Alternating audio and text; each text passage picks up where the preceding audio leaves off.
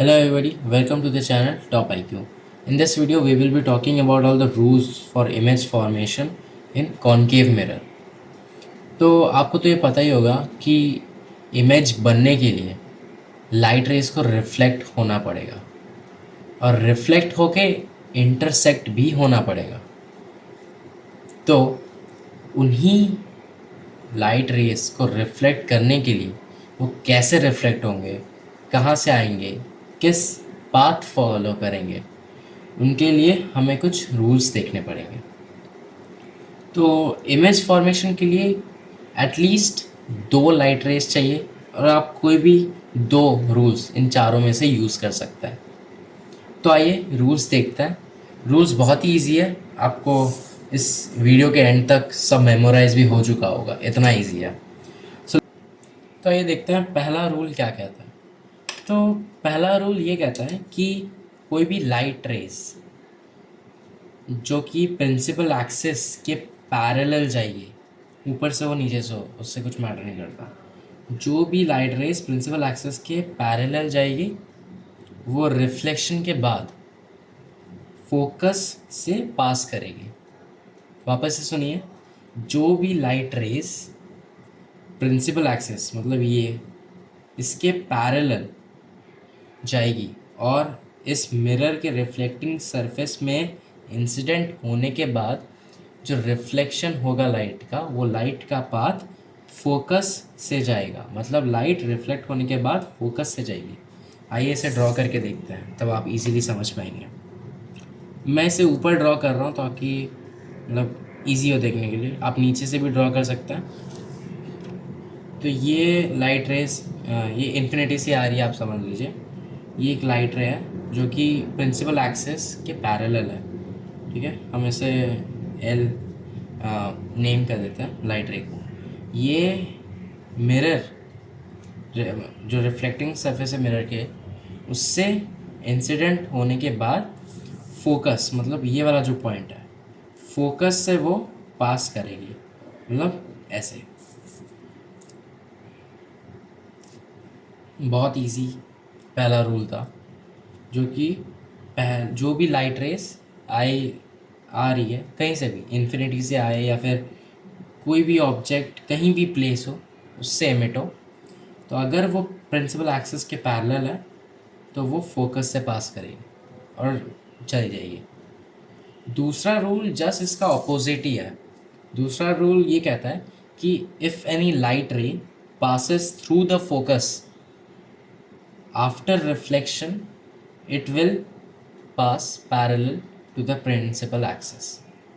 मतलब कोई भी लाइट रे अगर इस पॉइंट मतलब फोकस से पास करे तो आफ्टर रिफ्लेक्शन, जब ये इंसिडेंट होगा इस मिरर पे, उस रिफ्लेक्शन के बाद ये प्रिंसिपल एक्सिस के पैरेलल हो जाएगी। तो आइए इसे ड्रॉ करके देखते हैं। तो सपोज़ एक कोई भी लाइट रे फोकस से जा रही है ऐसे, और वो मिरर पे इधर इंसिडेंट हुआ। इंसिडेंट होने के बाद ये प्रिंसिपल एक्सिस के पैरेलल जाएगी, प्रिंसिपल एक्सिस और ये पैरेलल जाएगी। ठीक है, तो पहले 2 रूल्स तो बहुत ही ईजी थे। एक रूल आप करने से दूसरा रूल आपको खुद ही याद रह जाएगा। तो चलिए तीसरे रूल को देखते हैं। So the third rule says that if a light passes through the centre of curvature, मतलब ये जो पॉइंट है सी, अगर कोई भी लाइट रे सी से पास करे और मिरर में जाके इंसिडेंट हो रिफ्लेक्टिंग सरफेस में, तो वो उसी पाथ में रिफ्लेक्ट हो जाएगी। आइए देखते हैं। मतलब अगर कोई भी लाइट रे सी पॉइंट मतलब सेंटर ऑफ कर्वेचर से पास हो और मिरर के रिफ्लेक्टिंग सरफेस में जाके इंसिडेंट हो, तो वो लाइट रे उसी पाथ को फॉलो करके वो वापस रिफ्लेक्ट बैक हो जाएगी। मतलब इधर इधर डेविएट ना होके इसी पाथ को फॉलो करके वो रिफ्लेक्ट बैक हो जाएगी। ठीक है, अब चौथा रूल देखते हैं। तो चौथा रूल ये कहता है कि if a light ray get incident on the pole of the mirror. Pole मतलब वो जगह जो कि मिरर का मिडल होता है, मिडल पॉइंट, आप वैसे समझ सकते हैं, पोल ऑफ द मिरर। तो अगर कोई भी लाइट रे आती है, पोल ऑफ द मिरर में इंसिडेंट होती है और वो प्रिंसिपल एक्सिस के साथ कुछ एंगल बनाती है, फॉर सपोज थीटा एंगल बनाती है, तो वो थीटा एंगल से ही वो रिफ्लेक्ट हो जाएगी। तो आइए देखते हैं इसे ड्रॉ करके भी। सपोज एक लाइट है, लाइट रे, वो पोल में आके इंसिडेंट हुई, पोल में आके इंसिडेंट हुई, और ये प्रिंसिपल एक्सिस के साथ ये लाइट रे कुछ थीटा एंगल बना रही है।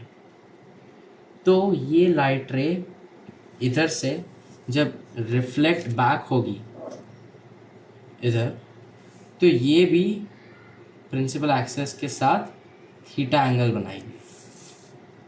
मतलब जो लाइट रे पोल में इंसिडेंट हो, वो जो भी एंगल बना रही हो आपके प्रिंसिपल एक्सिस के साथ, उसी सेम एंगल से वो रिफ्लेक्ट बैक हो जाएगी। तो आइए चारों रूल वापस से रिवाइज करता है। तो पहला रूल, अगर कोई भी लाइट रे प्रिंसिपल एक्सिस के पैरेलल जाए तो वो फोकस से पास करेगी। सेकेंड रूल जस्ट इसका ऑपोजिट, अगर कोई भी लाइट रे फोकस से पास करे तो वो प्रिंसिपल एक्सिस के पैरेलल हो जाएगी। Third rule, if any light passes through the centre of curvature, कोई भी लाइट अगर सेंटर ऑफ कर्वेचर से पास हो, after reflection it will follow the same path and divert back. मतलब अगर सेंटर ऑफ कर्वेचर से लाइट पास होके mirror पे इंसिडेंट हुई, तो इधर से वो वापस रिफ्लेक्ट होके उसी सेम पाथ को फॉलो करके सेंटर ऑफ कर्वेचर से पास हो जाएगी। फोर्थ रूल, जो भी लाइट रे पोल पे इंसिडेंट हो और प्रिंसिपल एक्सिस के साथ वो कुछ एंगल बना रही हो, उसी सेम एंगल से वो रिफ्लेक्ट हो जाएगी और प्रिंसिपल एक्सिस के साथ वो वहीं सेम एंगल बनाएंगी। वापस से सुनिए, ये थोड़ा आप शायद कंफ्यूज हो रहे होंगे। कोई भी लाइट अगर पोल पे आके टकराए, इंसिडेंट हो, तो ये इंसिडेंट रे बन गया। अब सपोज आप ये समझ लीजिए एक प्लेन है, एक ही प्लेन में ये सब हो रहा है। अब इस लाइट रे के लिए जो हमारा प्रिंसिपल एक्सिस है वो नॉर्मल की तरह एक्ट करेगा। ऐसे देखिए, इस लाइट रे के लिए ये प्रिंसिपल एक्सिस नॉर्मल की तरह एक्ट करेगा। तो जो एंगल प्रिंसिपल एक्सिस और लाइट रे बना रहा है, उसी सेम एंगल से वो रिफ्लेक्ट बैक हो जाएगा। ठीक है, आई होप आप सबको ये सारे रूल्स समझ में आए। तो if you like the video please subscribe, and आप कमेंट में बता सकते हैं आपके क्या क्वेरीज़ हैं या फिर कुछ पर्टिकुलर क्वेश्चन है जिसमें आपके डाउट्स हैं। तो आने वाले वीडियो में हम कॉन्वेक्स मिरर के बारे में भी बात करेंगे, उसके rules. See you in the next video. Bye bye, thank you.